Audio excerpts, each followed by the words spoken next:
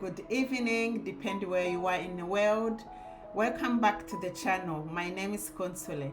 I'm so glad that you are here today. This is a space where we share inspiration, encouragement, and practical tips for parents raising a child with autism. Together we support one another on this beautiful journey.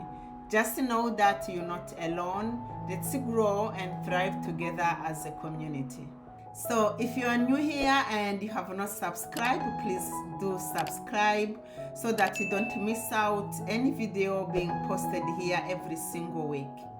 So in today's video, I'm going to talk about understanding autism. In my last video, I spoke about a little bit more deeper in understanding children with autism, and today is a continuity of the same video I made last week.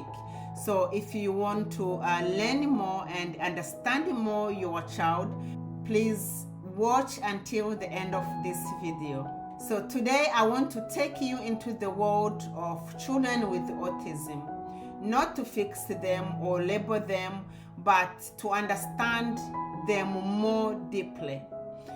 Autism, formerly known as autism spectrum disorder, is a neurodevelopment condition that affects how a person perceives the world, how they communicate and interact with others.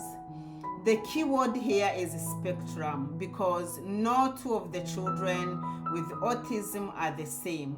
Each child is unique with their own strengths, their own challenges, and the way of being. So there is a metaphor here I want to explore with you today. The idea that autistic children operate on a different frequency. Imagine a radio tuned to a channel that most people don't hear. That's what it can feel like for a child with autism. They experience the world in a way that are deeply real and valid, but often misunderstood.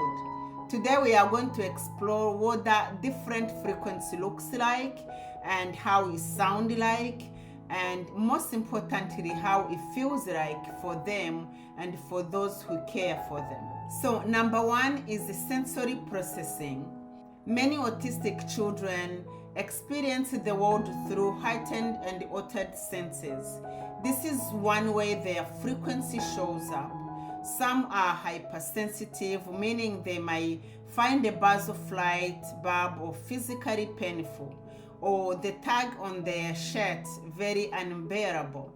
Others are hypersensitive, which means they seek intense sensory input like pressure, spinning, or touching different texture. So what others overlook, they feel with full force.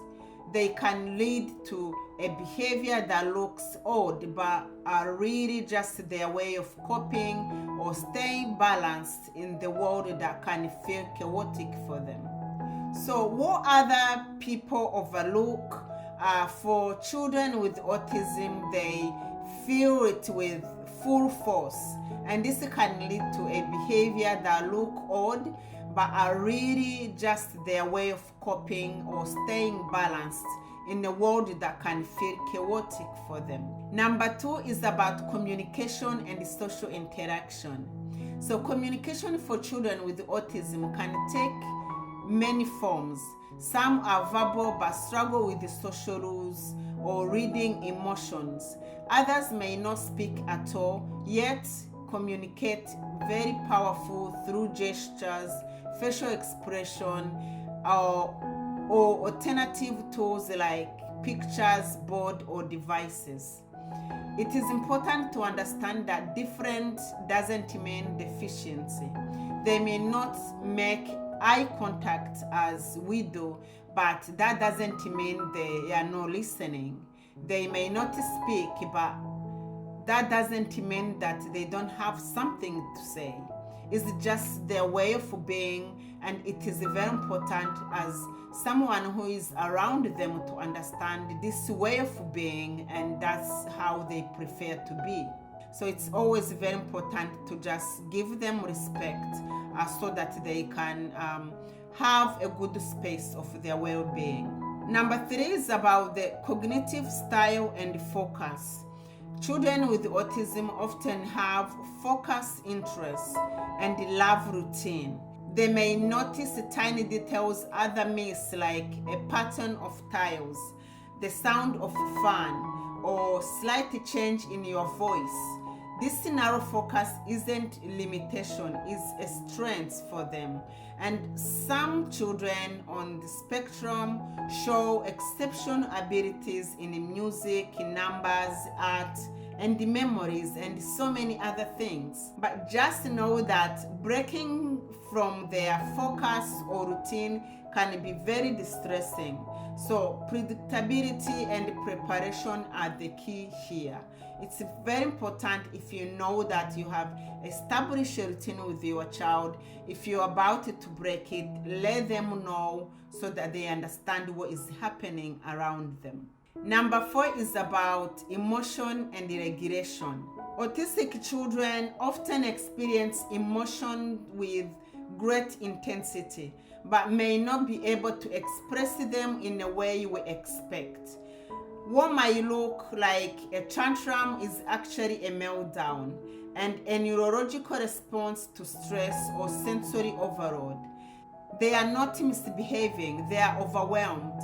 It's very important that we support them with the calmness and understanding. This can really go a long way and help them regulate their emotions, but mostly don't punish them for struggling to cope with what they are going through. Number 5 is about silence that speaks volumes. Let's take a moment to reflect on something that we often overlook. The quietness of a child with autism, their silence is not empty.